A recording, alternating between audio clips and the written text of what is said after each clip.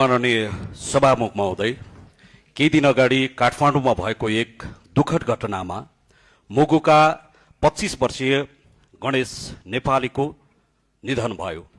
उक्त घटनामा स्वर्गवास भएका गणेश नेपालीको आत्माको चिर शान्तिको कामना गर्दछु। शोक सन्तप्त परिवारप्रति हार्दिक समवेदना प्रकट गर्दछु। गणेश नेपालीको घटना भयो भन्ने खबर यो सदनमा हुँदै थाहा पाउँदै गर्दै गर्दा त्यस लगतै हामी उक्त घटनास्थलमा पुगेका थियौँ। माननीय गृहमन्त्रीसँगै हामी पनि पछि सास र उन्जेल आस बोकेर हस्पिटल पुर्याएर नेपालमा हुन्छ कि भारतमा हुन्छ कि कहाँ लिएर उपचार गर्न सकिन्छ भन्ने सन्दर्भमा रात दिन अहोरात्र खटेर हामी त्यो घटनालाई त्यो घाइतेलाई उद्धारमा लागेका थियौँ। हामीले सास जोगाउन सकेनौँ र त्यसपछि आस मारेर निस्क्यौँ। यो घटनालाई सुरुदेखि प्रयास गरिरहनु भएका सम्माननीय प्रधानमन्त्री, आदरणीय गृहमन्त्री, परराष्ट्र मन्त्री, पार्टी सभापतिज्यू लगायत सबैले यो घटनामा उपचार लगायत यो घटनाको सत्य निरूपण गर्ने कुरा, न्यायिक छानबिन गर्ने कुरा र घटनामा संलग्नलाई कारबाही गर्ने सन्दर्भमा सरकारले गरेको पहल र दिएको यो विश्वासको लागि म नेपाल सरकारलाई धन्यवाद टक्राउन चाहन्छु।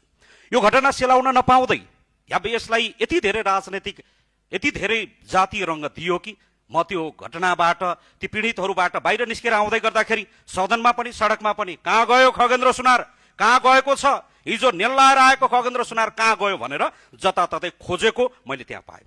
सम्माननीय सभामुख महोदय, एउटै जातीय रूपमा भएको घटना मात्र होइन, मेरो घरको मान्छे, मेरो थरको मान्छे मर्यो, मलाई त्यसमा पीडा छ। तर यो थरमा मरेको यति मात्र होइन।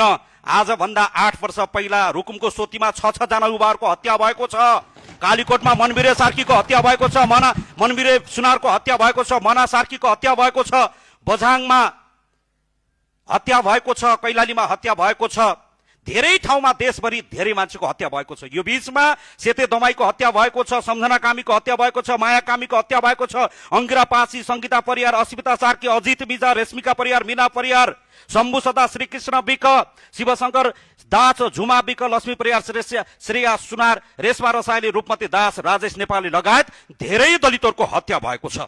क्रान्तिकारी साथीहरूलाई मेरो भन्नु यति मात्र छ, अहिले बालेनको मुर्दाबाद भन्ने क्रान्तिकारी साथी तपाईकै छेउमा बसेको मित्र गृहमन्त्री हुँदै गर्दा 6 जना मान्छेको हत्या भएको थियो। बालेनको मुर्दाबाद भन्नेले, अहिले बालेनको मुर्दाबाद भन्ने कमरेडले त्यति बेला बाको मुर्दाबाद भन्न सक्ने दम छ हामीसँग। यो दम हामी जिम्मा लिन्छौँ, यो परिवारको जिम्मा लिन्छौँ, यो समुदायको जिम्मा लिन्छौँ। कहाँ छ खगेन्द्र सुनार? हिजो नेल लगाएर आएको भनेर खोजिएको थियो सदनमा, सडकमा। यहाँ छ खगेन्द्र सुनार, यो नेल लगाएर आएको खगेन्द्र सुनार हो। बाको दाइ बाउजूको हातखुट्टामा तेल लगाएर आएको खगेन्द्र सुनार होइन। हामी नेल लगाएर आएको एउटा विद्रोहीलाई कति बेला विद्रोह गर्नुपर्छ, कति बेला विरोध गर्नुपर्छ भन्ने कुरा हामीले बुझेर आएका छौँ। अहिले विपक्षीका साथीहरूलाई दलितको बडो माया लागेर आएको छ। कमरेड उठ्नुहोस्, एकचोटि यो अभियानमा जुट्नुहोस्। दलित मार्ने क्रम रोकिएको छैन।